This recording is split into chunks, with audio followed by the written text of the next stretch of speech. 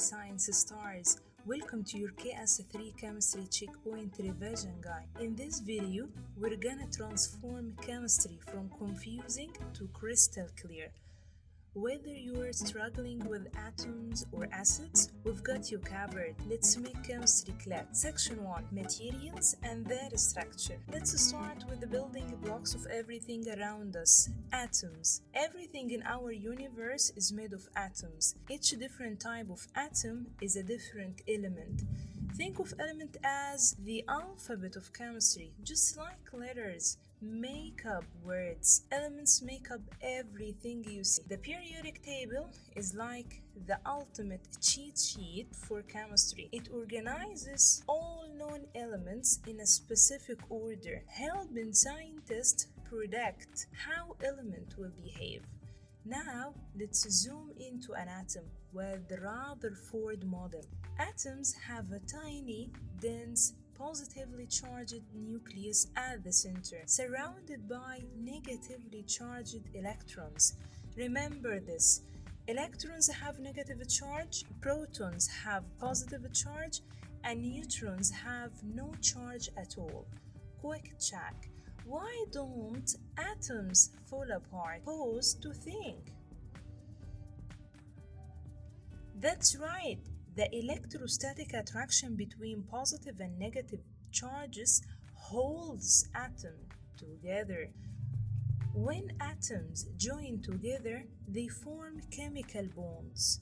In an ionic bond, electrons are transferred between atoms, creating positively and negatively charged ions that attract each other, like sodium given an electron to chlorine to make table salt. In a covalent bond, atoms share a pair of electrons. This sharing creates molecules, like when two hydrogen atoms and one oxygen atom share electrons to make water molecule H2O. Let's clarify some important terms. First of all, elements are pure substances made of one type of atom.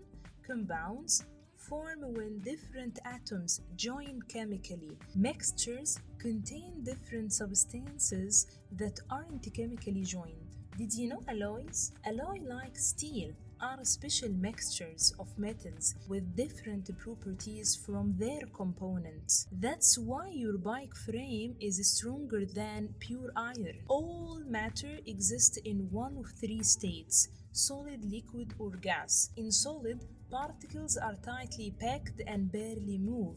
In liquid, they flow around each other. In gases, they zoom freely with lots of space between them. Think about water as ice, liquid water, and water vapor. Section 2. Chemical properties and reactions. Now let's explore how chemicals behave and react. One important chemical property is acidity or alkalinity, measured using the pH scale. Acids have pH below 7, alkalis above 7, and neutral solutions are exactly 7. We can test pH using indicators like litmus paper or universal indicator. Watch how this color changes. Tell us whether something is acidic, alkaline, or neutral. Let's test some household items like lemon juice. It turned the indicator red because it's acidic, while baking soda solution turns it blue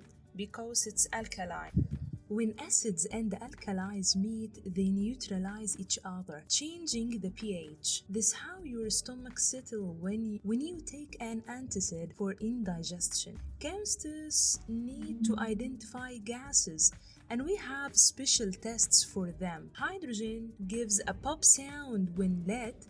Carbon dioxide turns lime water cloudy. Oxygen relight a glowing splint. You have to know also that paper chromatography is a clever technique to separate mixtures from each other. Different substances travel up the paper at different speeds, creating distinct bands of color. This is how forensic scientists analyze ink or food coloring. Keep in mind, not all metals behave the same way. Some like like potassium react violently with water, while other like gold barely react with anything. This is called reactivity series. When metals react with oxygen, water, or acid, they can form new compounds. More reactive metals will even kick less reactive metals out of their compound. We call this displacement reaction. Sometimes when solution mix, an insoluble solid forms. This is called precipitate or precipitation reaction. It happens when soluble reactants form at least one product that can't dissolve in water, so it appears as a solid. The speed of reaction depends on several factors. First of all, higher temperature makes particles move faster and collide more. The second factor, greater concentration, means more particles in the same space. The third factor is larger surface area gives more places for particles to collide. Now let's dive in section 3, practical applications. Let's connect what we've learned to the real world. We can prepare salts through reaction between metals like metal carbonates or metal oxides with acids. After the reaction, we filter out any solids, then evaporate the water, and finally collect beautiful crystals of pure salt. The physical properties of substances depend heavily on their structure. For example, diamond and graphite are both made of carbon atoms, but their different arrangements make diamond super hard and graphite soft enough to write with. Density tells us how much mass is packed into a volume. We can calculate it by using the formula density equal mass over volume. This explains why a metal paperclip sinks but a huge metal ship floats. Let's recap. Here is the conclusion. And there you have it, the essential chemistry concepts for your KS3 checkpoint exam. Let's recap the key points. All matter is made of atoms which can form element, compound, or mixtures. Chemical bonds, whether ionic or covalent, hold atoms together. Acids and alkalis can be identified with indicators and neutralize each other. Chemical reactions can produce new substances with different properties. Reaction rate depends on temperature,